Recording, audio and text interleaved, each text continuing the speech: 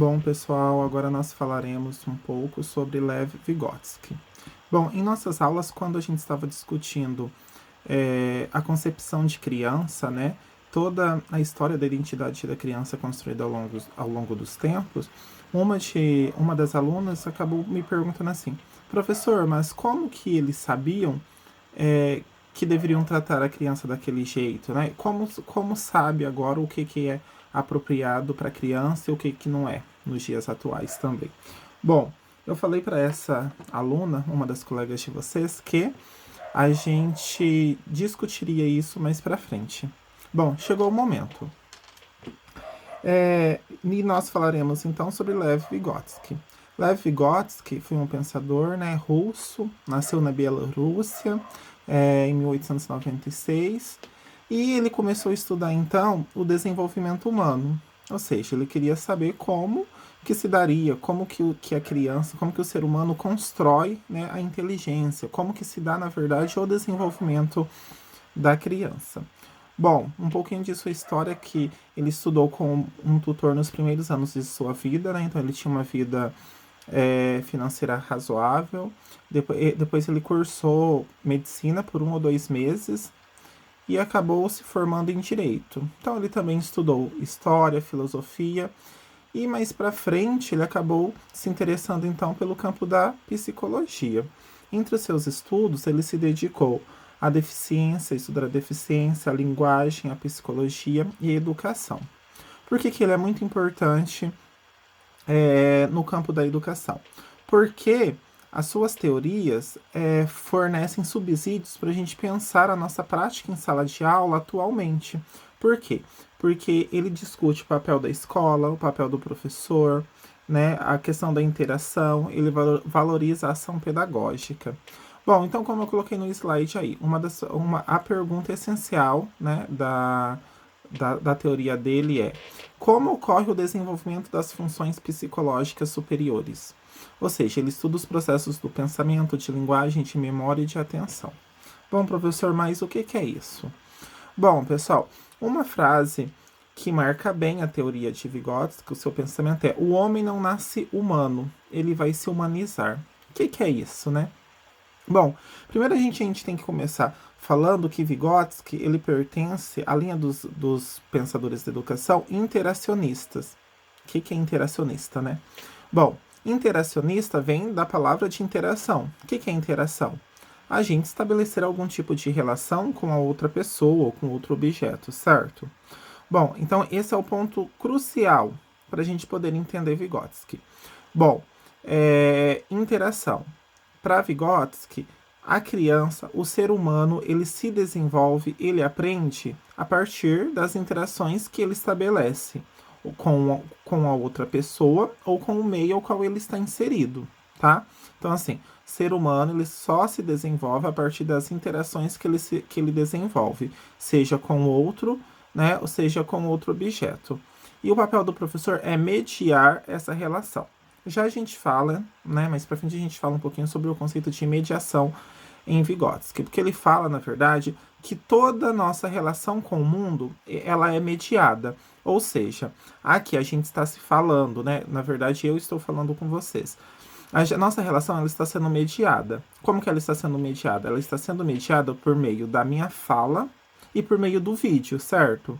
Mas o que é a fala, né? Então, mais pra frente a gente vai discutir isso para Vygotsky, tá? A fala, a escrita. Bom, então Vygotsky fala que o ser humano ele só vai se desenvolver mediante a interação com o homem, né? Com outro homem, com outro ser humano, com outros objetos. Beleza? Então, ele fala que a aprendizagem ela ocorre por meio dessas interações sociais, ou seja, por meio da convivência com outras pessoas, né, com a cultura ao qual a pessoa está inserida, tá?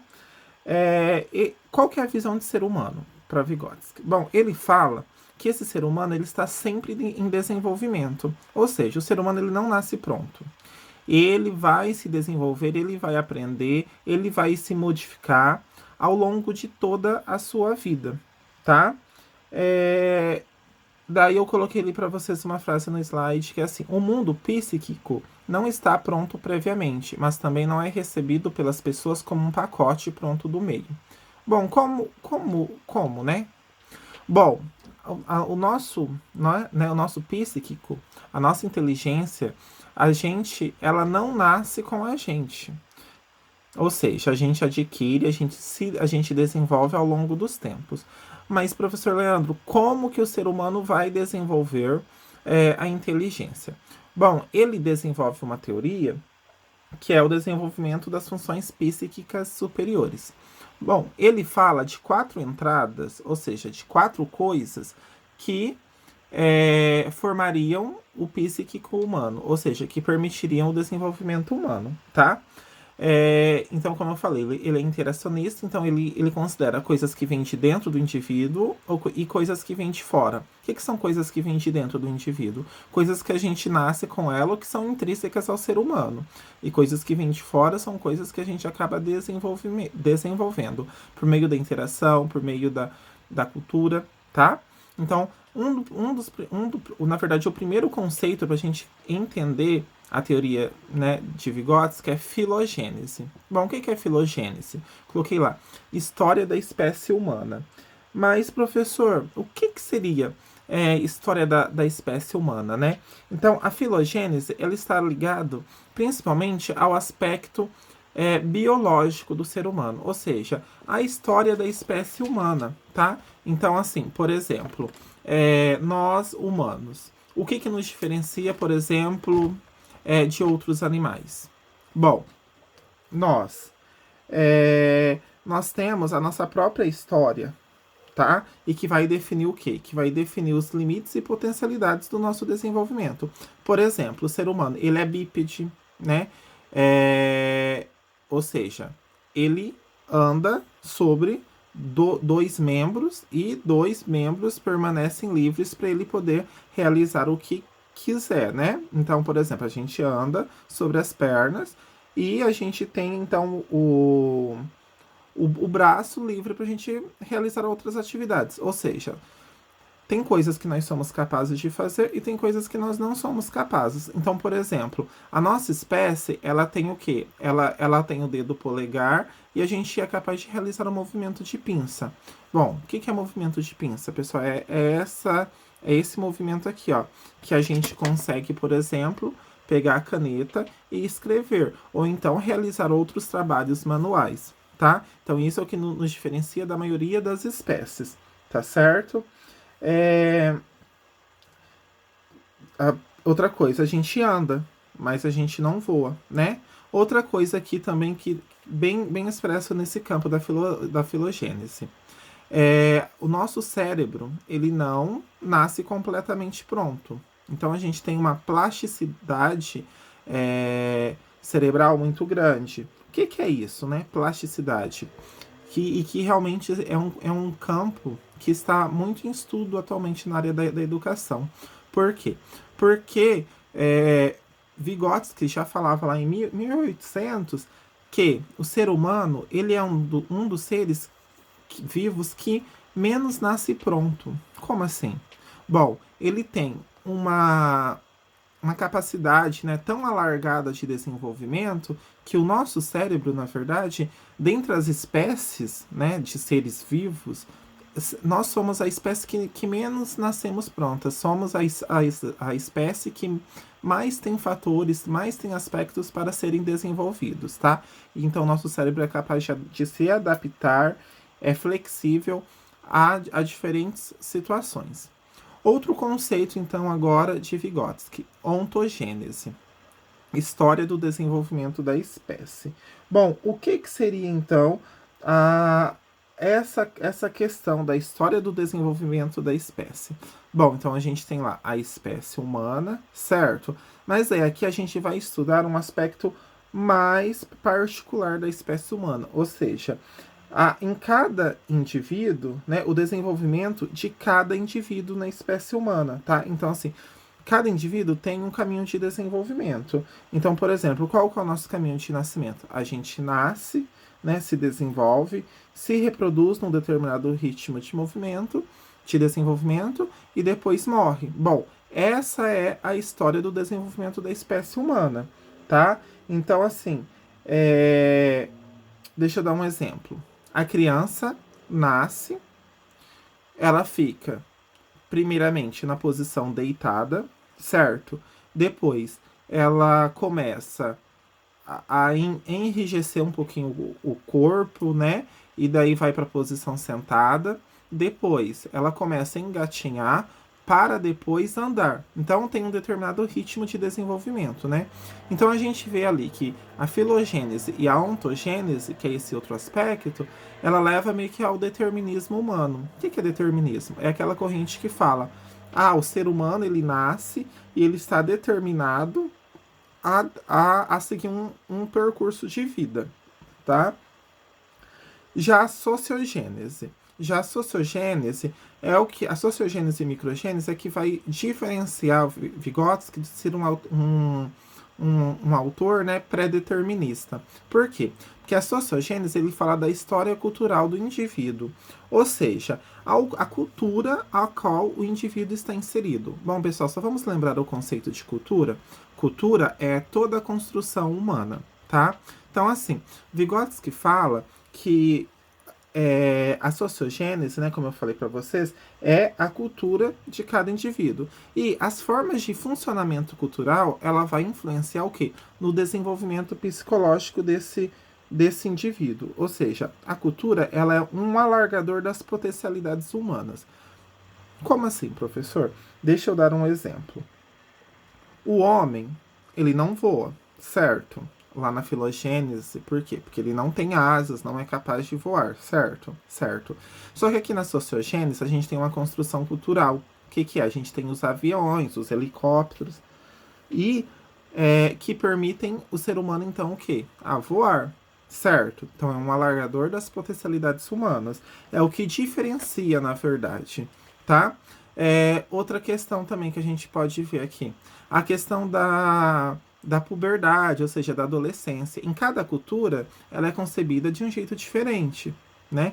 Então por exemplo, até pouco tempo atrás, a adolescência começava por volta dos 12, 13, 14 anos. A gente, atualmente, tem o quê?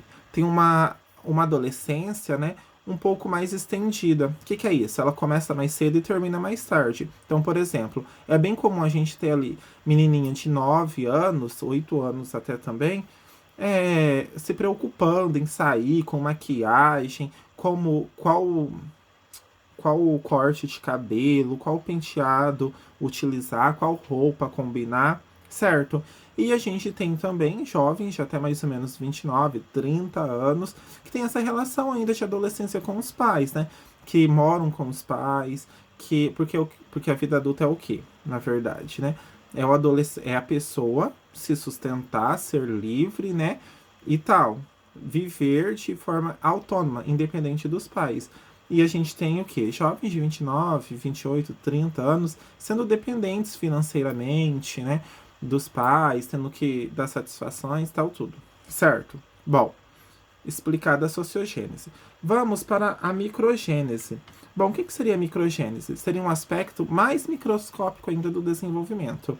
Ou seja, a gente tem aqui dois irmãos, Pedro e Miguel. Bom, ambos, né? Então eles são gêmeos, têm 7 anos, estudaram lá desde os 3 aninhos com os mesmos professores nas mesmas salas. Só que, ao mesmo tempo que Pedro e Miguel são iguais, ou seja, não são iguais, né? Têm a mesma idade, são meninos, têm os mesmos pais, estudaram com os mesmos professores, eles não vão ter as mesmas condições de desenvolvimento, os mesmos aspectos do desenvolvimento. Por quê? Porque, ao mesmo tempo, por exemplo, que Pedro brincava com Joana e Maria e Felipe, já Miguel brincava com quem? Brincava com a Ana, com o Pablo, com o João. Então, assim, as interações, as construções que eles foram construindo, as relações que eles estabeleceram foram diferentes em determinado momento ali. Então, a microgênese é o que diferencia totalmente a teoria de Vygotsky. Por quê? Porque ela fala sobre as particularidades do desenvolvimento de cada aluno, de cada criança, de cada indivíduo, tá? Então, para Vygotsky, a aprendizagem, ela é mediada pela cultura, ou seja, pela construção humana, pelo grupo ali ao qual o indivíduo está inserido, e de fora para dentro, ou seja, através das relações, através das interações ali, eu aprendo e eu internalizo esses conceitos, tá? Então ele fala que a aprendizagem é quem vai permitir o ser humano desenvolver. E o caminho para o desenvolvimento humano ele está sempre aberto. Por quê? Porque eu sempre vou estar estabelecendo interações, relações sociais com outras pessoas, com outros objetos, com o mundo que me cerca, tá? E o fato de aprender é que vai definir o desenvolvimento, tá? Então, se ele desenvolve é porque ele aprende. Bom, e daí? Mas como que esse ser aprende? Foi como eu falei para vocês, através das interações, né? Das interações sociais que esse ser humano, que essa criança, que esse indivíduo estabelece com outras pessoas. Mas como que ocorrem essas interações? Bom, esse é um conteúdo da nossa próxima aula, porque Vygotsky vai falar sobre a mediação simbólica, ou seja, a nossa relação ela é mediada por outros objetos, por outras pessoas, por outras coisas. E a gente vai falar um pouquinho sobre isso então, como eu falei, na nossa próxima aula, tá bom, pessoal?